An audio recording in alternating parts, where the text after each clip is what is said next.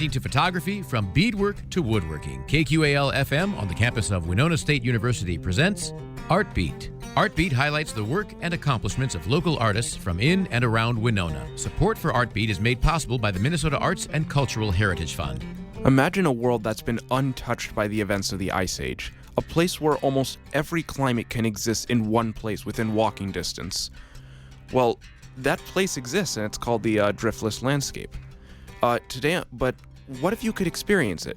How would you feel? How would you represent it? What would your relationship with it be?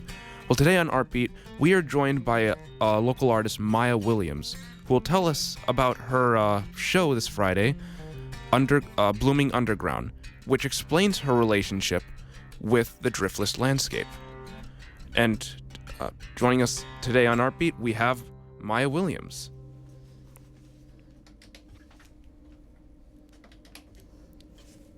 Hi there.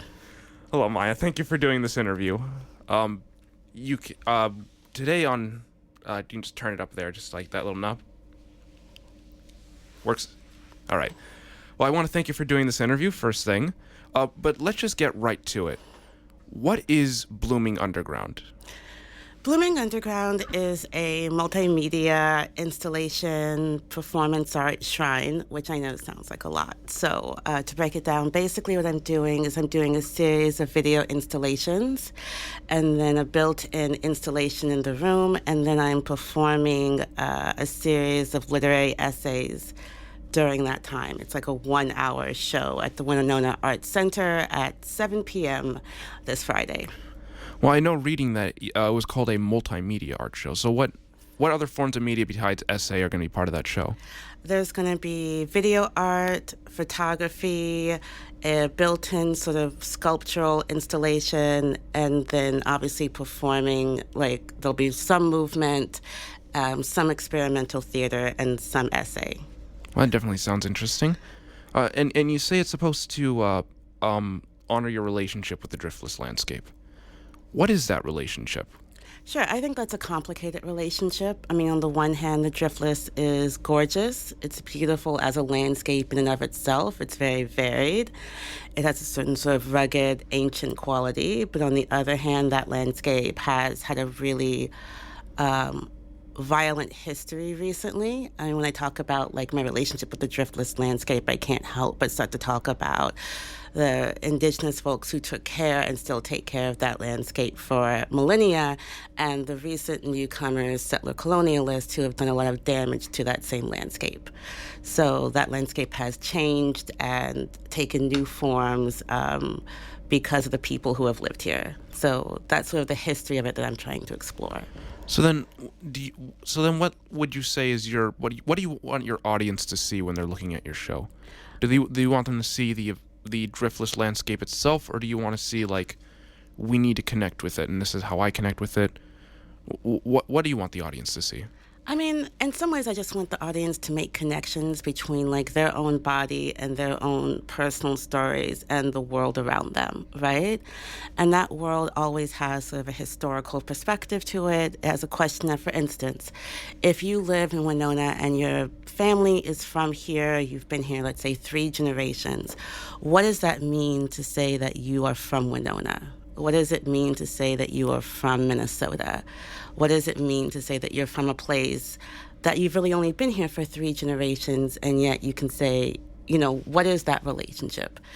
And I want people to also think about what is the future of that landscape? What does global warming do to that kind of landscape? What does it mean that we maybe have another 200 years left? What kind of damage have we done, and what kind of healing can we do in order to prevent that from happening? Those are sort of questions I'm exploring. Right, I noticed that in some of your previous work, you talk about defending, and forgive me if I misquote, but quote, the only world we know. And it got me thinking about this, because I obviously have not seen this art show. And you talk about it. Do you mean defending it? You clearly mean defending it as in it's being destroyed, how do we preserve it?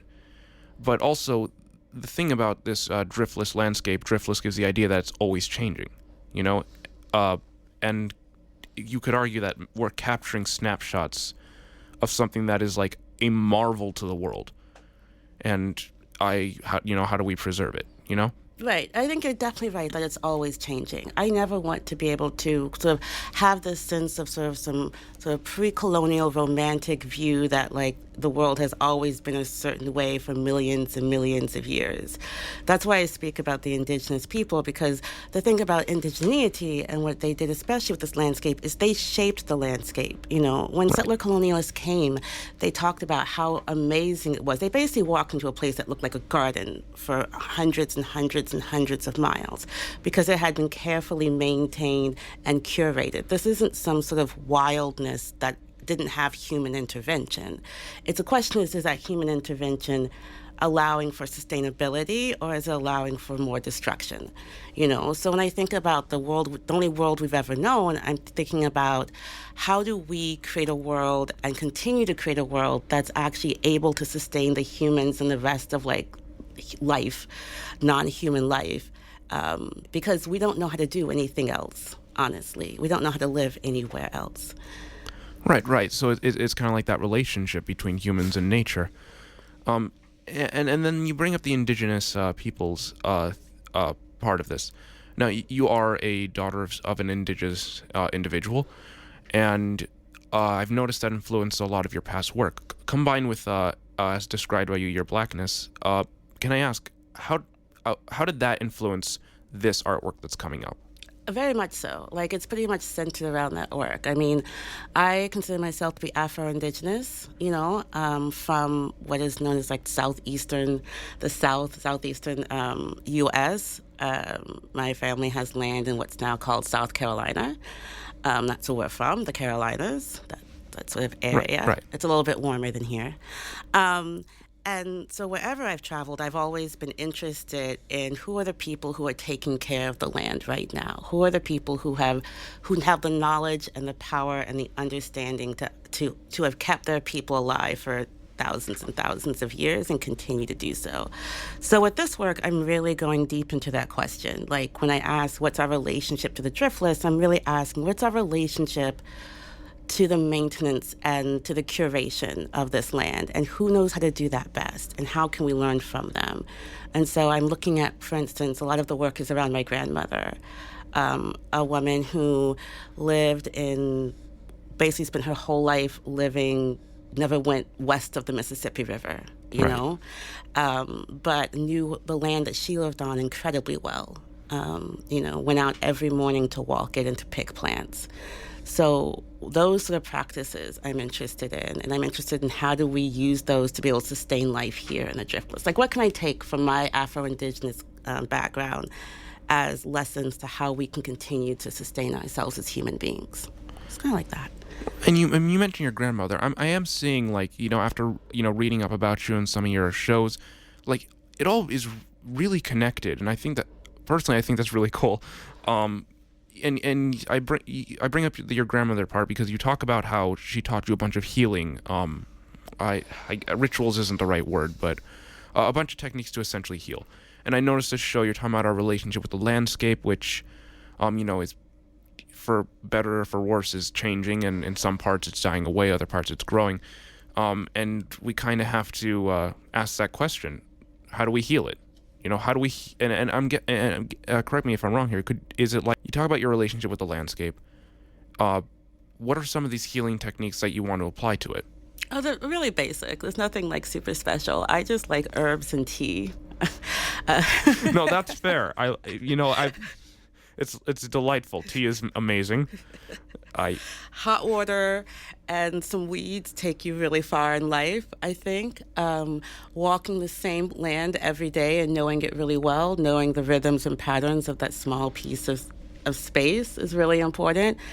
Being willing. Last night I was up for the full moon eclipse at 4:00 in the morning, and that's another habit I gained from my family, which is to always look up at the sky at least once a day. Oh, I didn't know there was an eclipse yesterday. I was out last night seeing that full moon myself, and it was breathtaking, seeing you could see the different elevations of the clouds that surrounded it, and it almost made it look like a dome. It was beautiful. Yeah, it was amazing. Around 4:00 in the morning, it was blood red, Oh. and the eclipse was happening.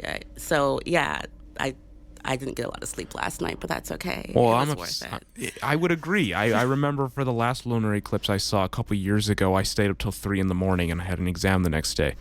I didn't do well on that exam, but I think it's a fair trade-off. It's a beautiful part of nature that we don't get to see every day. Albeit we get to see it more common than the solar eclipse, but still, it's not something you really want to pass up.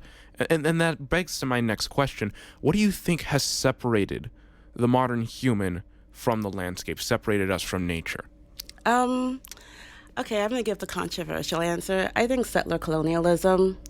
I think that there's a difference, there's a difference in relationship with the land if you come to conquer it versus if you come to be in relationship with it, And please do not get me wrong. Again, I am not romanticizing indigenous cultures or X, Y, and Z or so on and so forth. There are various ways of living in the world. Right. But there is a difference between coming to a land out of curiosity and coming to a land out of a need to possess, to dominate, to conquer, to make conquest. I mean, it's called a conquista for a reason, right? Like, there just is. And that is not just a relationship that you have with the people who live there, it's a relationship you have with the land itself.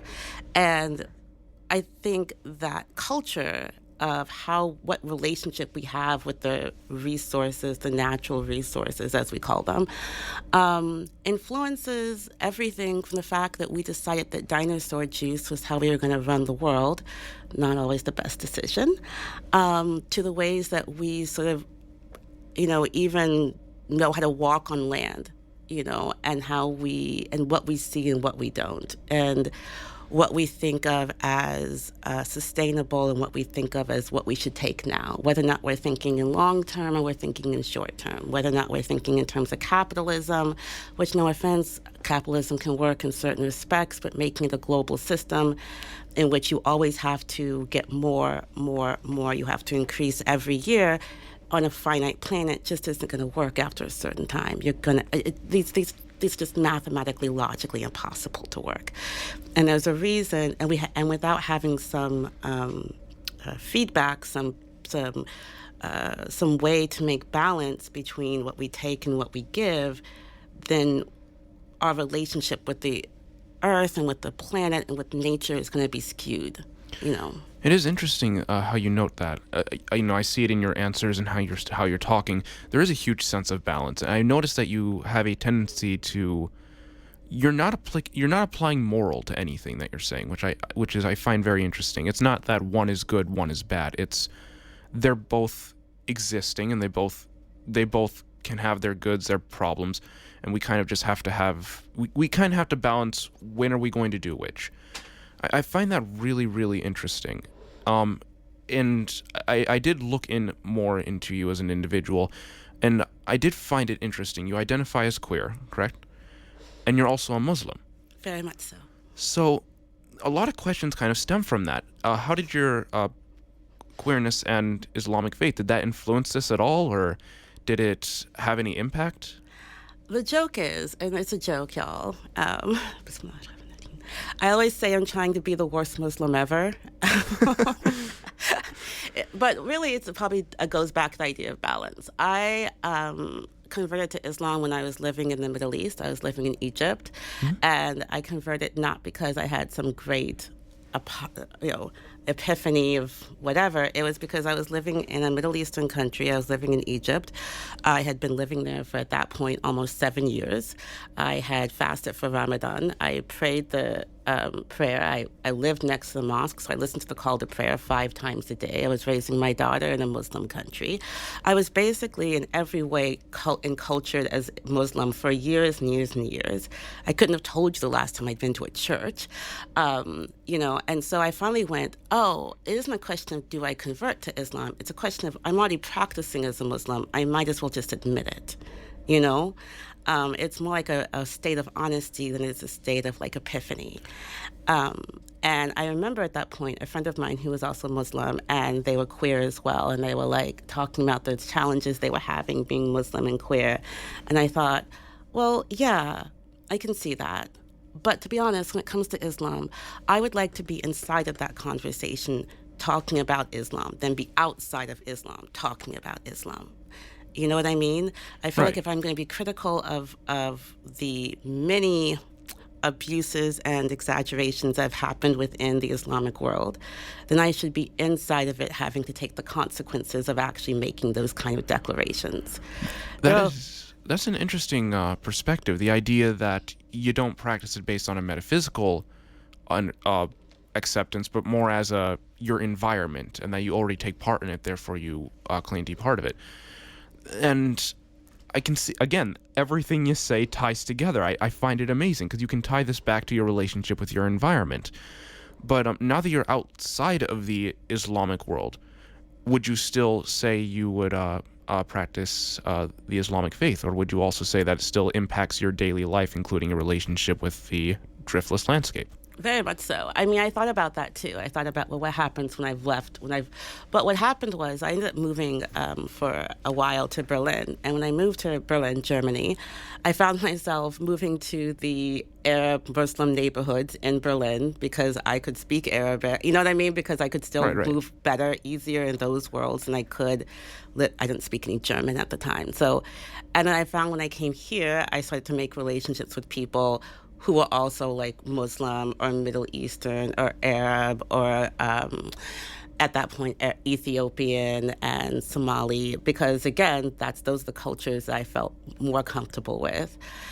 So at this point I consider myself to be part of the Muslim diaspora, as anyone else is who lives in the West and still practices. Mm-hmm. And like I said, I'm a really bad Muslim. I didn't fast for Ramadan this year. I just didn't eat pork. So, I mean, there is a point to that leads to another question. America, as we all know, is the melting pot of the world. You have several different cultures, religions, and beliefs coming here. And we see that in the Midwest of a huge amount. It was, even me coming here, it was, I saw a bunch of diverse individuals with many different backgrounds. And that can actually, it can actually impact people's perception of your show and, what you're trying to portray. Like, this is my relationship to the land, and I would like you all to have a relationship with it as well. But do you think that these different perspectives that people have could cause a barrier from them accepting the driftless landscape as it is, or trying to make a relationship with it? Do you mean because people come from very different backgrounds that they would have a different... Everyone has a relationship to the driftless if you live here. You have to. You walk on it. Now, what that relationship is, what you call that, what it is the question on the table. Do you know what I mean? Yeah. I mean, whether or not, even if I said I can't stand this place, it's horrible, X, Y, and Z, that's still a relationship with the land. It's just a negative one. Right. I hate the river, that would still be a relationship with it. So my question isn't even what kind of relationship should you have. It's what kind of relationship do you have? And can you name it? And can you accept that every place you live, every land you walk on, you're making relationship?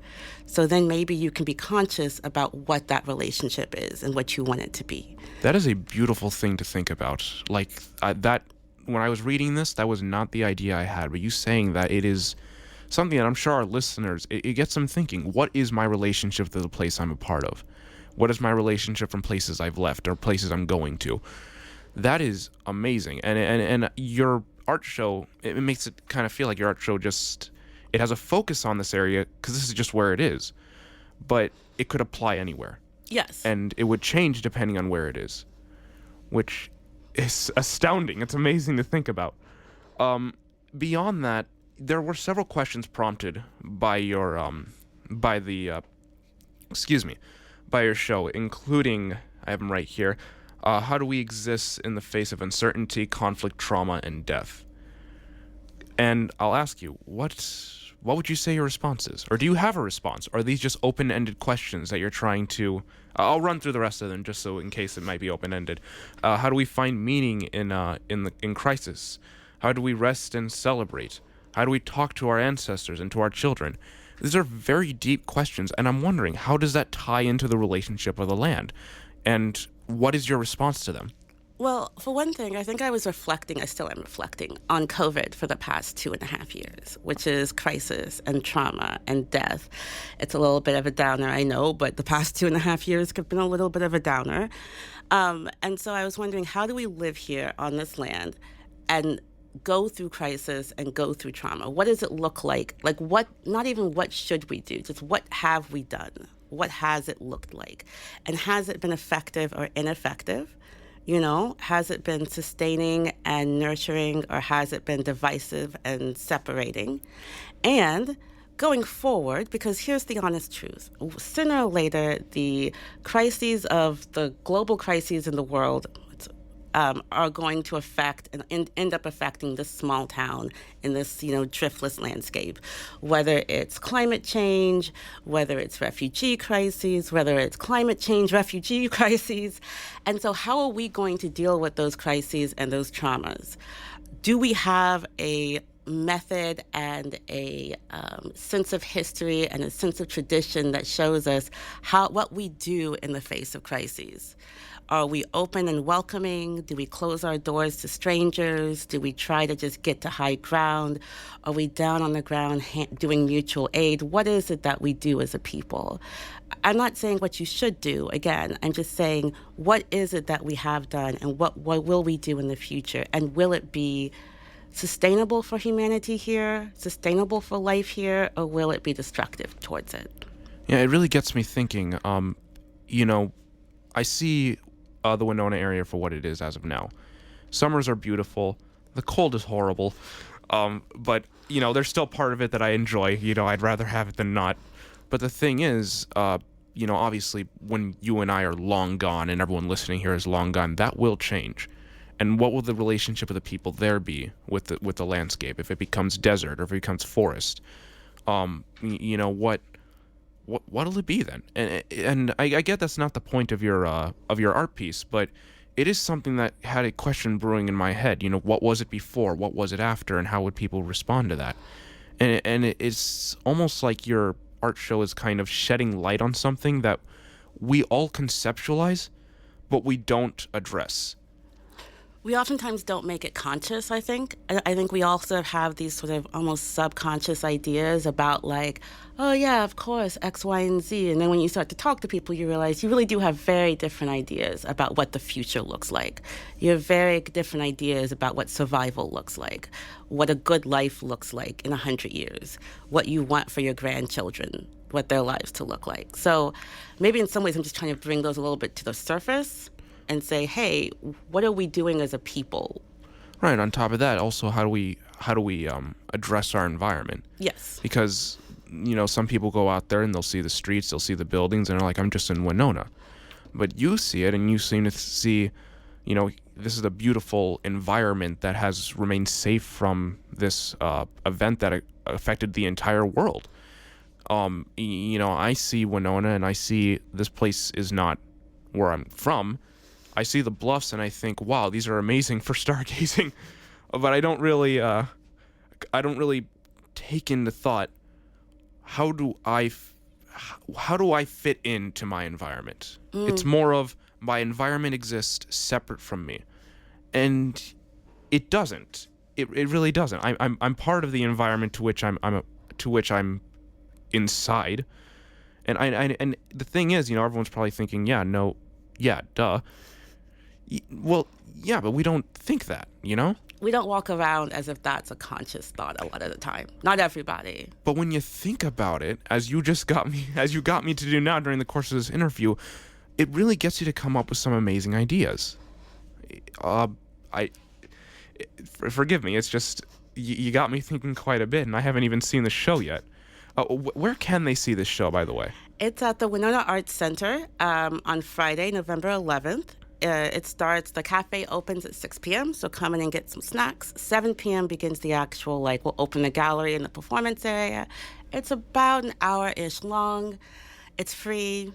Come and have a good time. There will be lights. Well, before I end this interview, I would like to ask, is there anything you'd like to say to our audience? Winona is a lovely place. It's also about to get very, very cold. That's Indeed. all I have to say. Yeah, you see our forecast. It's like thunderstorms the next few days, which I enjoy. But I stopped by Quick Trip yesterday. There was an umbrella on sale. I didn't buy it. And then I see the forecast. I'm like, oh, well, that was a bad decision. I have an umbrella in my bag. My relationship to the environment is I will get wet. Well, I'd like to thank you for joining us for this event. Thank you. And you know what? I wish you the best in your show. Thank you. So, if you'd like to see more of her work, Mai'a's work, you can find her at... Oh, I'm sorry. Where can they find more of your work? Oh, sure. You can find me at maiawilliams.tumblr.com, or, find me on the Facebooks, MAI' Williams. Well, thank you for being here, Mai'a. Thank you so much.